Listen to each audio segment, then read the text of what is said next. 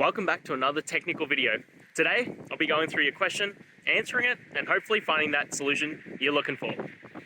Guys, let's get ready to try and work through to that resolution, and remember to just stay a little bit crazy, just like me. Now, let's continue on.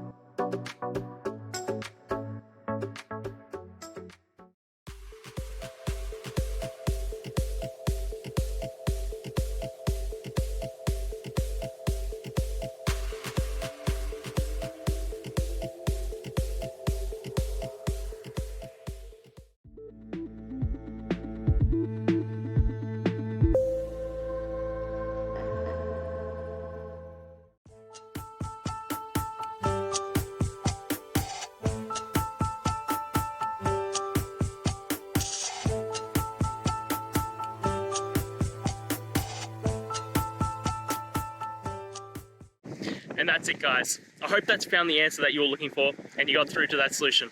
If you did, please hit the subscribe button. I'd really appreciate it. And until the next time you have a technical issue, I'll see ya. Have a good one.